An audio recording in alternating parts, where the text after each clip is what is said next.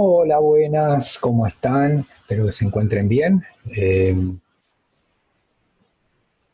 Bueno, continuamos con el texto de Romero, ¿sí?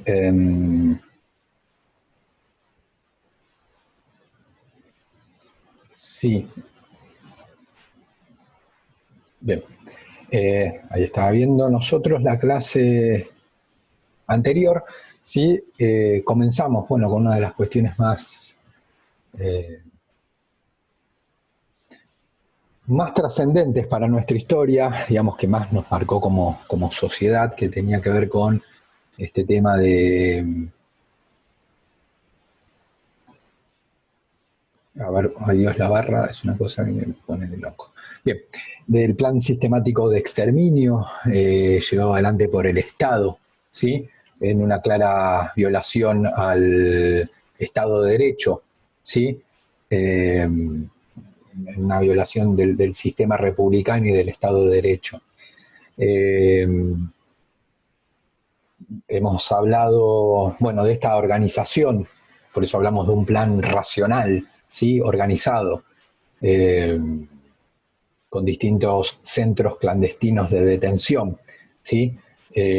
Dijimos que había como detenciones, si se quiere, por fuera, eh, clandestinas, ¿sí? Y también había privaciones, sí, detenciones de alguna manera con ciertos rasgos legales, que en este caso decíamos, bueno, si detenían a alguien y lo llevaban a una comisaría, bueno, ahí ya entraba toda una cuestión como de legalidad, digamos, ¿no?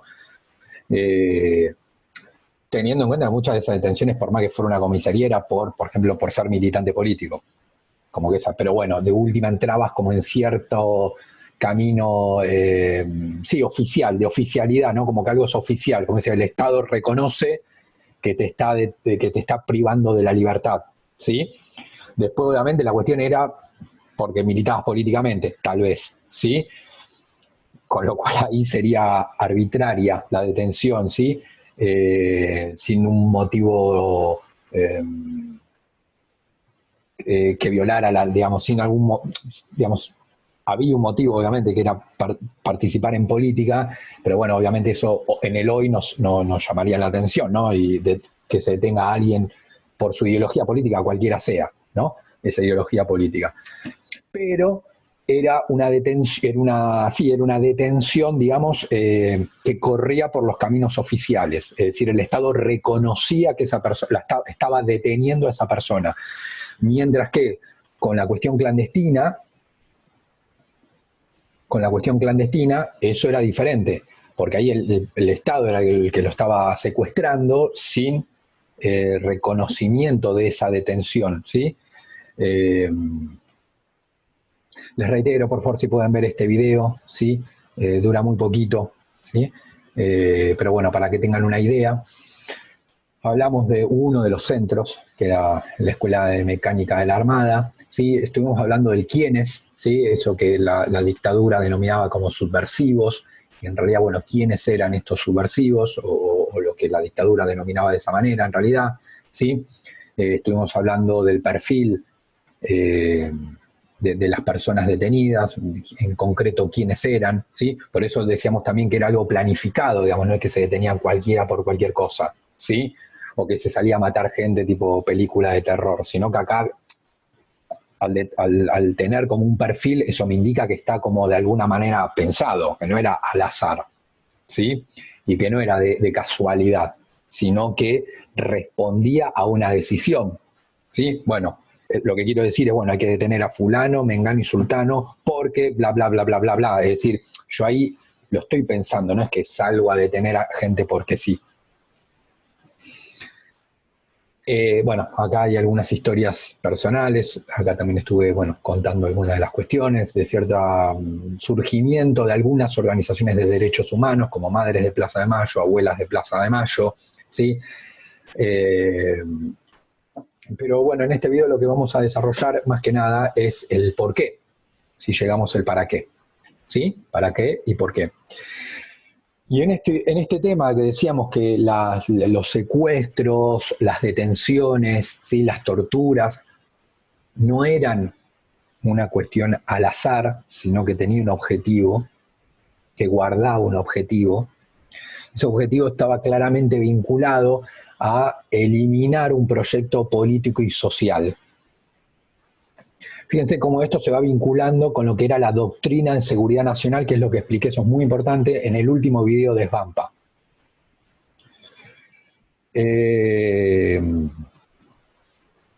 Paréntesis, ya lo dije, pero bueno. Si alguno está muy interesado, sé que hay algunos que están muy interesados en la cuestión ecológica, si a algunos les interesa, lo dije la otra vez igual, pero lo reitero porque la volví a escuchar bastante. Maristela Svampa tiene como una participación académica, obviamente porque es un intelectual, pero también política, como está muy involucrada en el tema de la cuestión de la ecología. Bueno, a raíz de todos estos incendios que hubo en la Argentina y en otros países de Latinoamérica, está como muy comprometida desde hace rato, no es que ahora por los incendios, ya de hace mucho tiempo. De hecho, cuando yo te lo dije era previo al tema de los incendios, de hace muchos años, como muy comprometida con ese tema. Bueno, digo, si a alguno le interesa, googlea de un par de entrevistas, reportajes, la verdad que es bastante interesante escucharla, tiene un punto de vista muy interesante sobre este tema, como si bien el texto que ustedes leyeron de Maristela Svampa tenía que ver con el tema, bueno, de la década de los 70, tiene como un punto de vista como y una participación, sí, y un compromiso, en realidad, un compromiso político muy fuerte con el tema de la ecología. Bueno, y de hecho escribe, estudia el tema del tema de la minería, de la producción de soja, qué pasa con el territorio, bueno, una cuestión muy interesante. Hizo unas cuantas entrevistas ahora, obviamente que no están en los medios masivos de comunicación, pero bueno, lo bueno de internet es que si uno le aparecen, pone el nombre y ya le va a aparecer. Maristela Svampa, ecología, ya ahí alguna entrevista le va a aparecer. Nada, simplemente por si alguno, sé que en los dos cursos hay gente interesada en esos temas y bueno, es la verdad que es interesante. Cierro paréntesis. Nosotros en el texto de Maristela Svampa vimos esta cuestión de la doctrina de seguridad nacional, esto de eliminar cierta ideología. Estamos en un contexto de Guerra Fría, ¿sí? De Guerra Fría todavía, donde los Estados Unidos continúa en realidad jugando muy fuerte para que de alguna manera controlar Latinoamérica. Y en este sentido estaba claro también que Estados Unidos apostaba a eliminar determinados proyectos políticos y sociales, ya sea de izquierda o en algunos otros países podían ser, si se quiere, populistas. ¿Sí? Por eso acá decimos de orientación nacional y popular, ¿sí? Lo que nosotros podríamos denominar populismo. ¿Sí? Es verdad que los movimientos populistas de esa década del 70 como que se habían acercado también a la izquierda. Esto lo vimos al final de Romero. Como que la izquierda, o no toda la izquierda, pero parte de la izquierda política, sí, que estaba acá, y que en la década del 40 se enfrentó a los populismos. Por eso los tengo en dos manos separadas. De hecho, ¿se acuerdan que muchas fuerzas de izquierda fueron contra Perón, que era un líder populista en Argentina? Y lo que comienza a pasar a partir de los 60, 70 es que no toda la izquierda, pero digamos partes, como yo podría decir, no sé, 3 dedos, se comienza como a vincular con los populismos. No toda, por eso no va toda la mano, ¿sí? Sino que hay algunas corrientes de izquierda que siguen con esa mirada antipopulista, pero hay sectores de izquierda que sí se comienzan a vincular con los populismos, y los populismos con esa izquierda. Entonces ahí había como una mezcla, ¿sí?, de cierta tendencia de izquierda y los movimientos nacionales populares. Por ejemplo, en la Argentina con el peronismo. ¿Se acuerdan? De hecho, hablamos de izquierda peronista. En un momento hablamos. Entonces, eso está claro, que hay sectores adentro de la Argentina y sectores externos, y ahí obviamente estoy pensando en los Estados Unidos, que quieren de alguna manera terminar con esa experiencia política. Quieren concluir, eliminar esa experiencia política. ¿Sí? Ese vínculo entre los populismos y la izquierda, es como que Estados Unidos tenía el temor de que se volcara definitivamente para la izquierda, y en un contexto de Guerra Fría Estados Unidos no iba a tolerar que en su continente pasara algo así. Entonces, la clave era eliminar esos proyectos políticos y sociales de orientación nacional popular. Obviamente, cuando digo eliminar, es con las personas. Se elimina eliminando las personas. No, ya no había otra manera, ¿sí? Pensemos que muchos de esos sectores que estaban vinculados a un movimiento nacional y popular tenían como un compromiso político muy fuerte, digamos, que no se iban a olvidar de esas ideas.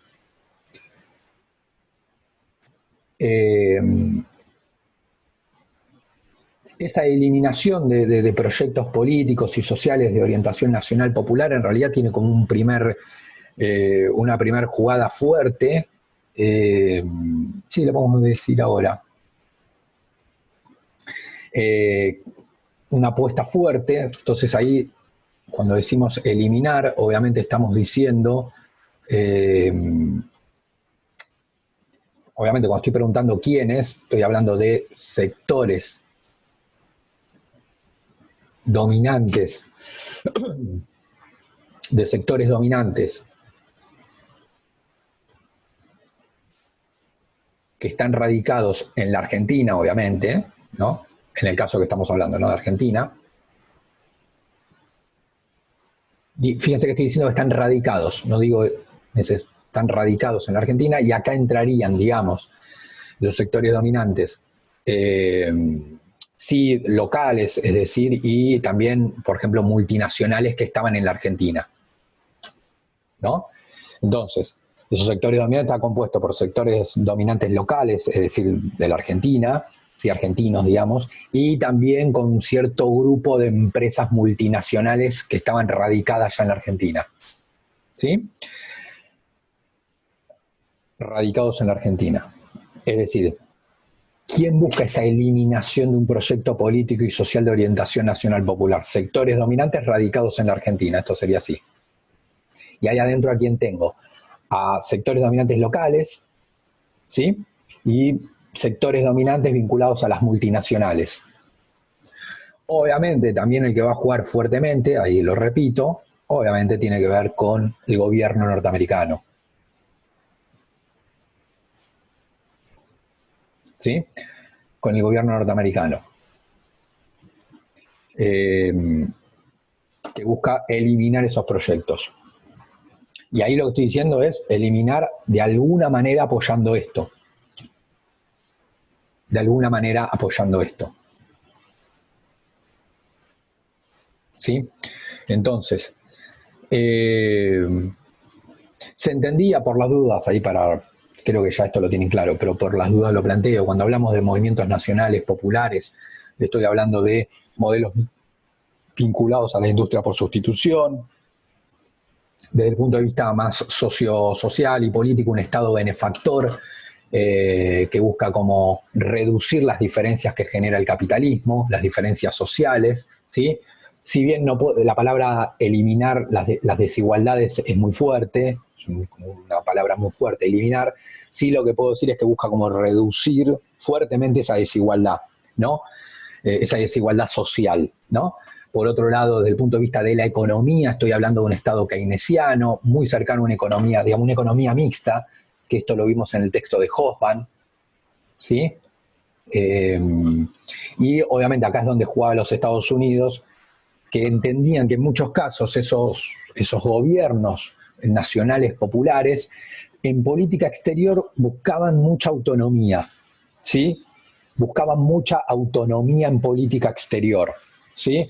Es decir, en la Guerra Fría, decir, bueno, mirá, yo ahí tengo una postura autónoma. Si a mí me sirve firmar algo con Estados Unidos, lo firmo, pero si al otro día me sirve a mí firmar algo con la Unión Soviética, lo firmo. ¿Sí? Es como buscar cierta autonomía. En realidad lo que buscan muchos de esos países, voy a un concepto que ustedes ya saben, tiene que ver con lo que se denominó, bueno, esto no me acuerdo, no lo vimos esto así tan así. Lo vimos con la idea de países no alineados. Países no alineados.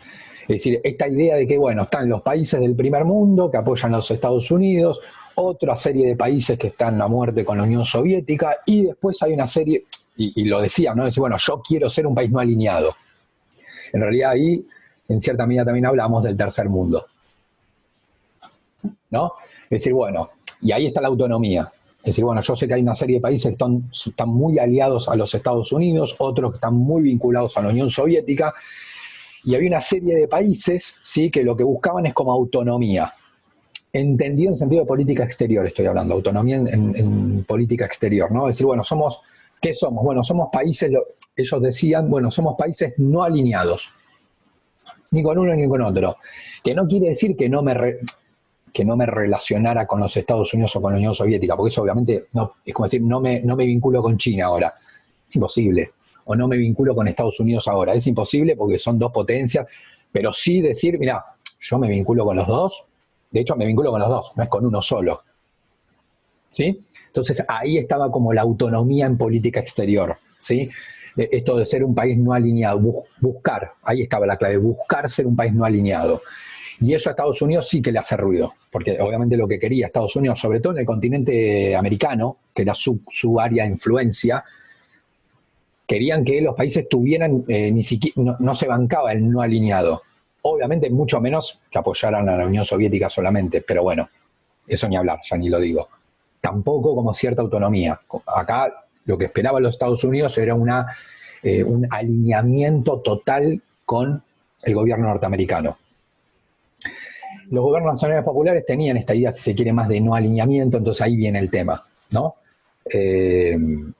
Y es verdad que había entonces una sociedad muy movilizada, esto lo vimos en el texto de Svampa, ¿se acuerdan? Una sociedad movilizada, eso cuando hablamos de los jóvenes, de los católicos tercermundistas, de los sindicatos combativos, ¿sí?, de las organizaciones político-militares, una sociedad muy activa y movilizada desde el punto de vista político. ¿Sí? Una sociedad activa y movilizada. ¿Sí? Esto yo ya lo puedo rastrear desde 1969. No era una cuestión de un año o 2 años, era una sociedad que era una sociedad como que estaba bastante movilizada, con mucha participación política, con mucho compromiso, esto ya lo dije, con mucho compromiso político, jóvenes de 15, 16, 23, estudiantes universitarios, profesionales, ¿sí?, obreros, mucha participación política y como muy predispuesta a defender sus derechos, ¿sí?, y a conquistar derechos. A conquistar derechos, los que no estaban, ahí vos los tenés que conquistar, y a los que tengo, defenderlos. Entonces, está claro, ¿sí?, que era una sociedad muy activa. Digo, desde cuando digo defender derechos, por ejemplo, estoy diciendo de cosas... hay que ver si muchos de estos se han perdido, ¿no? Pero, por ejemplo, no sé, que las grandes multinacionales, ¿no?, tuvieran un comedor para que los trabajadores pudieran comer a un precio accesible. ¿Sí? Obviamente se paga la comida, ¿no? Pero decir, bueno, no sé, que Ford, la empresa Ford, puede abrir un comedor, está claro. Ahora, puede abrir un comedor, contratar cocineros, no se va a fundir por eso, ¿sí? Tampoco está pidiendo que nos regalen la comida, pero simplemente que como que trabaje al costo, digamos, ¿no? Como que para que yo todos los días pueda comer bien, ¿sí? Y a un precio accesible, ¿sí? Ford no se va a fundir por tener un comedor. Ahora está claro que si le das a elegir va a decir que no. Bueno, ahí estaba la idea de conquistar derechos. Es decir, mira, yo tengo derecho a comer bien, yo vengo, laburo 10 horas, tengo derecho a tener una hora de comida y sentarme a comer en un comedor, ¿sí? Digo, desde esas cosas, o que las empresas, las multinacionales tuvieran, todas las empresas no, pero digo, tuvieran, no sé, una guardería, ¿no? Muchas mujeres eran mamá. Y ahí obviamente está el tema de, bueno, arranco a trabajar y ¿qué hago con mi hijo de 2 años? ¿Sí? Bueno, que las empresas tengan una guardería, que repite como el tema de la comida, obviamente yo lo voy a pagar, ¿sí? Pero tiene que estar en el trabajo y obviamente pagarlo a un precio razonable, más bien tirando accesible, ¿sí? Porque, digamos, Volkswagen no se va a fundir por tener una guardería, ¿sí? Como que no busque hacer negocio con la guardería o que no busque hacer negocio con el comedor Ford, ¿se entiende? Como decir, digamos, cobrar lo que lo tenga que cobrar, pero sabe que no vas a hacer negocio ahí, tu negocio es vender autos. Entonces, digo, desde esos derechos, ¿no? Que a uno a veces no estoy diciendo cosas wow, sino estoy diciendo, pero cosas elementales, ¿no? Decir, che, quiero comer, tengo un hijo que, bueno, ¿no? Entonces, era una sociedad que estaba dispuesta a conquistar esos derechos si no los tenía y a defenderlos, sí, ¿sí? En el caso que los tuviera. Y era una sociedad que tenía un fuerte compromiso, ¿no? Político. Entonces yo ahí tengo una sociedad activa y movilizada. Está claro que esa sociedad que estaba dispuesta a conquistar derechos y a defenderlos, ¿sí? Que está dispuesto a conquistar derechos y a defenderlos, ¿sí? Puede ser derechos laborales, por ejemplo, ¿sí? Derechos laborales. Obviamente ahí es donde entraban, fíjense, por eso del otro lado están los sectores dominantes. No tenían mucho interés, digamos, tenían más bien interés de alguna manera en eliminarlos. Y ahí es donde se da el tema. Por eso es que hay un apoyo al golpe por parte de esos sectores dominantes. ¿Sí?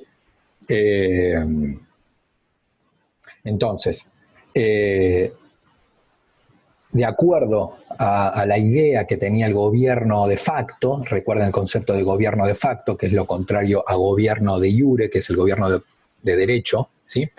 El gobierno de facto, de acuerdo a la concepción del gobierno de facto, el modelo nacional popular le otorgaba un poder muy fuerte a los sindicatos, como que los sindicatos ahí tenían un peso muy importante, obviamente con ello a los trabajadores.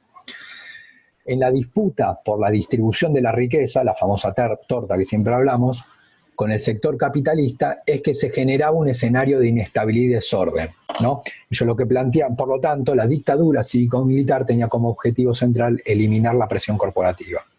Entonces, está claro que en este contexto que estamos hablando, una sociedad activa y movilizada, los sindicatos tenían un peso muy importante, ¿sí? La dictadura ve a esos sindicatos como los generadores de inestabilidad y desorden, ¿no? Porque en esa búsqueda de conquistar derechos o de defender derechos, los sindicatos dicen, bueno, me arman bardo en la sociedad, de alguna manera, por decirlo simple, ¿no? Me arman como bardo inestabilidad en la sociedad, ¿sí? Sobre todo yo sé que ese actor sindical me va a disputar las porciones de torta. Bueno, acá hay que terminar con los sindicatos, así de corta, ¿sí? Por eso, repito, fíjense esto que decíamos, ¿no? Que una parte, fíjense que los obreros es el de mayor porcentaje de desaparecidos, ¿no? En función de esto que venimos hablando. No era casualidad. ¿Para qué? ¿Cuál era la idea? Digamos, entonces, se sabe que se quería de alguna manera como eliminar esto, ¿no? Pero si elimino esto, ¿qué pongo? Bueno, la dictadura ahí también tiene una idea. No es que, bueno, como que se queda con las manos vacías, ¿sí? Tiene una idea de... Ay, no quiero esa rarísima cana. Perdón, ahí lo pongo, ¿eh? Y se me acá.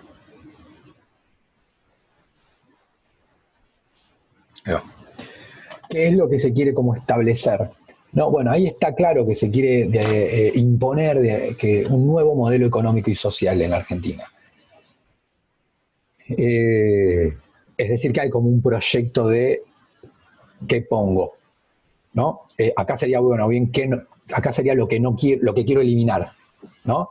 Y acá sería qué quiero poner en reemplazo, ¿no? Y ellos también tienen esa idea. Imponer un nuevo modelo económico y social, ¿sí? De alguna manera reorganizar la estructura productiva de la Argentina, dando predominio a la actividad financiera. Esto lo vamos a ver en las clases de economía. Ayer arranqué con naturales y hoy va a ser con sociales, así que vamos a empezar a hablar de este tema. De alguna manera, después lo voy a explicar, pero lo que se busca es transformar económicamente la Argentina. Ese era un proyecto clave, ¿no? Promover una política económica más de orientación neoliberal, ¿sí? Algo estuvimos viendo el año pasado con sociales de este punto, después lo hablaremos con naturales. Redefinir el rol del Estado, fíjense que acá hablamos de un Estado más keynesiano, benefactor, ¿sí? Redefinir el Estado, ¿sí? Y obviamente reorganizar la sociedad, ¿sí? Piensen que acá estamos hablando de una sociedad activa y movilizada, ¿sí? Si se quiere, como introducir nuevos valores en esa sociedad, más cercanos a una cultura Mientras, ¿se acuerdan? Acá hablamos de esto, de los lazos, ¿se acuerdan cuando hablamos de jóvenes, católicos, sindicatos, como más formando un bloque, una solidaridad social, ¿sí? Acá se hace un modelo, si quiere, como más individualista, donde ya no hay grupos, sino hay individuos, ¿sí? No hay clases sociales, sino hay individuos, donde el individuo no piensa con otros, sino que el individuo piensa en sí mismo, ¿sí? Que a lo sumo el sujeto se piense más que nada como consumidor, ¿sí? Antes que como trabajador, ¿sí? Eh, y por último, que los individuos en última instancia se terminen como recluyendo en el espacio privado, esto es decir, de abandonar esta participación política. Cuando uno participa en lo político, está participando en lo público. Y no es necesario que sea presidente. Si yo puedo militar en un partido y ahí yo ya tengo una participación en lo público, ¿se entiende? Y capaz yo lo que hago es participar en un partido político X, cualquiera sea, en San Martín y listo, no es que soy intendente o soy gobernador. Bueno, no, yo participo en un partido político y punto, ¿sí? Pero bueno, ahí, ¿qué quiere decir? Que yo tengo una participación como que me interesa lo público, por más que no sea presidente. Como que se busca, y eso era algo muy extendido, dijimos, en esa sociedad. Era algo muy extendido, ¿sí? Este compromiso con lo público. Bueno, como que se busca que eso se deje de lado y se introduzca como que el individuo recluido en su mundo privado. Como que el individuo corte lazos con ese compromiso público, lo abandone, y tenga un individuo preocupado por su vida privada. ¿Qué es lo que pasó con la sociedad? Si me dan 10 minutos, ¿sí? Hoy va a ser más cortita porque ya, bueno, hicimos la clase de video, pero bueno, quiero a ver si podemos llegar a eso. Esperen que voy a sacar el WhatsApp, porque si no...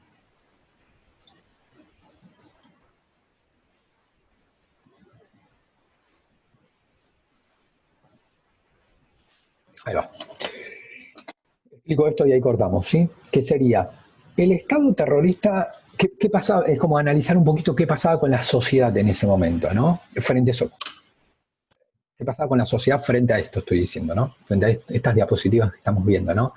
Esto de los secuestros, de la tortura, de las detenciones más, si se quiere, oficiales, en el cual el Estado reconocía que estaba deteniendo a alguien, la desaparición de personas, bueno, todo lo que estuvimos explicando, ¿no? ¿Qué pasaba con la sociedad frente a esto? Ahí el Estado funcionó, por un lado, vamos por este lado, como impulsando, hasta de hecho, promoviendo como cierta imagen de normalidad, tanto hacia adentro del país como hacia afuera.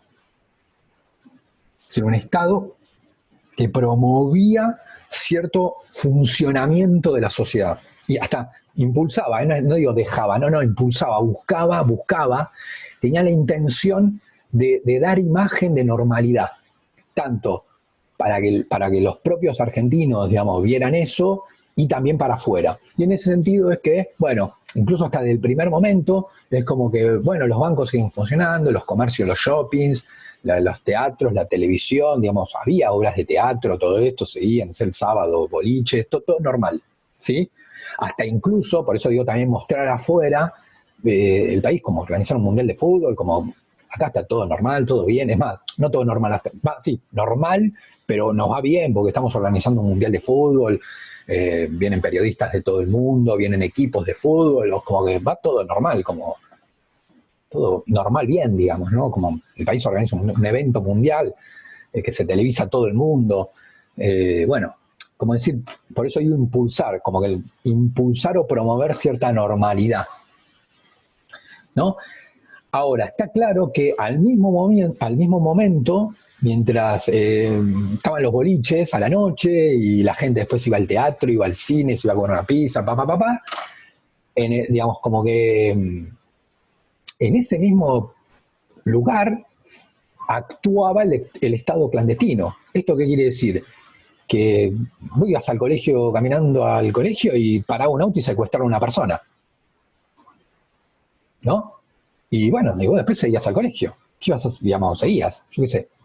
O un compañero tuyo de curso, digamos, dejó, en realidad no sabías bien, vos sabías que un compañero de curso tuyo de repente dejó de venir, que fue primero, fue segundo, fue tercero, cuarto, quinto, y de repente desapareció. Y la familia no sabe nada. Y ahí es como una mezcla, ¿no? Como decir, bueno, como, ¿no? ¿Cómo es esto? Digamos, ¿no?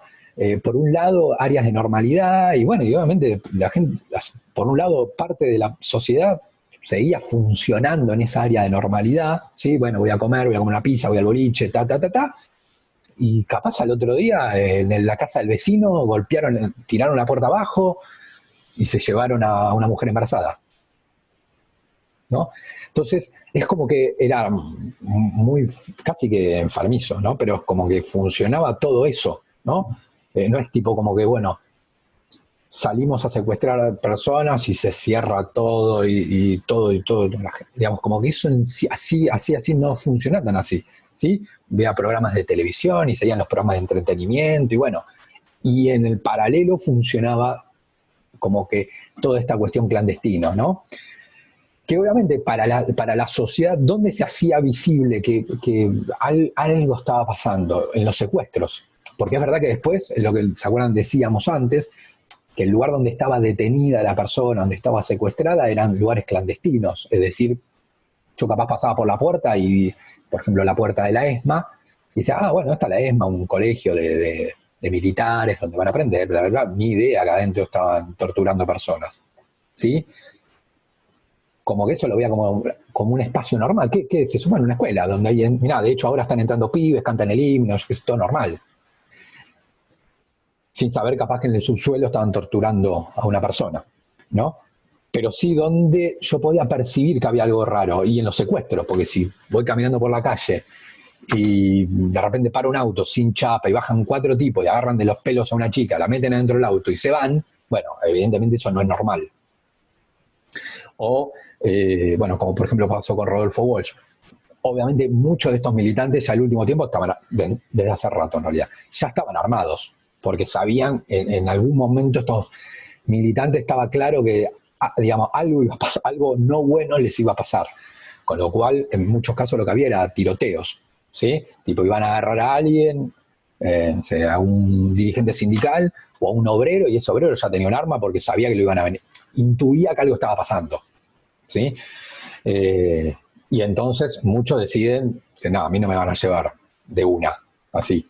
Y bueno, y es como que, repito, es como en serio, yo voy al colegio y en la esquina empiezan a los tiros y chau, me voy, no sé, me voy corriendo. Pero veo que eso no es normal, ¿sí? Entonces, por un lado, una cuestión de normalidad, yo yendo al colegio, y por otro lado, no sé, en una esquina, tiroteos y, no sé, capaz el cuerpo del tipo, porque generalmente eran 4 o 5 tipos que iban a buscar a uno, así que si arrancaba los tiros terminaba mal, obviamente, la persona a la cual iban a detener.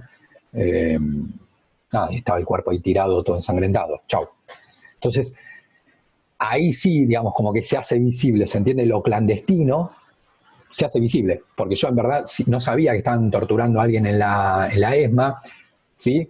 Onda, para mí, yo que voy todos los días a la escuela es algo que ni idea, pero sí donde se me hacía visible lo clandestino, y de repente caen 4 tipos y se llevan a uno, o empiezan los tiros en una esquina y lo matan. Entonces ahí ya me daba cuenta que algo pasaba.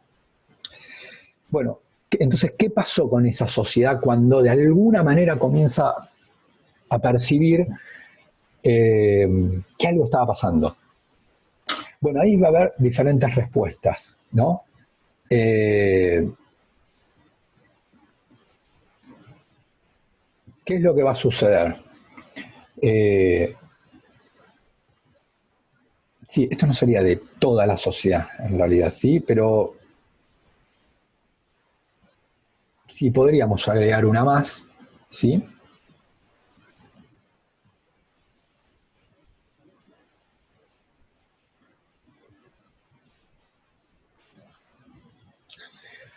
Podríamos agregar una más. Una parte de la sociedad que era esta sociedad que venía con compromiso político, que dijimos que era mucha para muchos jóvenes, muchos miembros sindicales, muchos obreros, muchos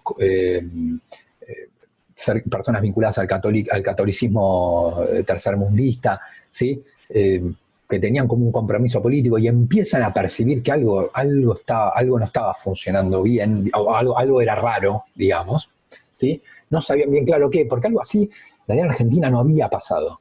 Esa era una realidad también, ¿sí? Habían venido gobiernos dictatoriales, no sé, reprimir una manifestación pública sí había pasado, tipo, bueno, hay una marcha y tipo va la policía y empieza los tiros y mata a alguno. Eso sí había pasado, pero no algo así. Entonces también era como raro para la población de qué es lo que estaba pasando, ¿sí? Pero algunos lo comienzan a percibir, esta cuestión. Y ahí lo que pasa con mucha de esa militancia religiosa, militancia política, es que continúan con el compromiso. Que para muchos ya era de alguna manera firmar su propia sentencia de muerte, como por ejemplo lo vimos con Rodolfo Walsh. Pero ahí como la cuestión del compromiso político era clara. No había medias tintas, digamos, no había ser tibio. Entonces, de alguna manera, es como una parte de esa sociedad, digamos, continúa con la militancia, ya sea política, social, la militancia o profesar una religión, ¿sí? Continúa, sabiendo que le podía esperar lo peor, ¿sí? Porque ya estaban intuyendo de que algo estaba pasando, ¿no? Como decir, bueno, yo en mi partido político, en mi fuerza política somos 10, 20, 30, 40, 50, somos 60 personas y ya desaparecieron 40. No sabes bien qué pasó, porque no es lo que decimos la cuestión clandestina, pero desaparecieron 40 justo de los nuestros. Es decir, algo con nosotros pasa. Y muchos ahí lo que dijeron es, yo continúo hasta el final. Va a haber otros, digamos, también de esas personas con compromiso político, ahí sí como que dicen, pongo un freno y me voy a vivir, no sé, a Jujuy, al interior de Jujuy, o corto cualquier compromiso político porque, no sé, porque tengo miedo. Como que esto es decir, bueno, tengo miedo y como que me desconecto del mundo, ¿no? Como que me desconecto del mundo, corto el compromiso político, sí, quemo la agenda que yo tengo, porque se acuerdan que dijimos esto, venían a buscar información a mi casa, quemo todo, obviamente no había celular, pero como yo dije, bueno, había celular y contactos, tiro el celular a la mierda, el chip, chao, listo, me borro del laburo donde estoy, que me conocen, saben quién soy, qué digo, qué no dije, agarro todo, listo, renuncio al laburo, chao, listo, que tiro el celular, que obviamente no había en ese tiempo, pero es como yo digo, tiro el celular, borro todo, papeles, escritos, no sé, si tengo Facebook hubiese borrado todo, Instagram, todas las historias, todo y corto completamente con ese compromiso o esa militancia política, porque ya me estoy dando cuenta del lugar donde nosotros militábamos, éramos 60 y ahora ya hay 20 que desaparecieron. ¿Sí? Bien, bueno, me queda esto, que lo explico en el video siguiente, ¿sí? No quiero ser muy extenso porque ya tuvimos las dos clases, ahora vamos a tener una clase en vivo, pero bueno, la clase que viene sigo con el resto de la sociedad, ¿sí? Les mando un saludo, espero que se encuentren bien.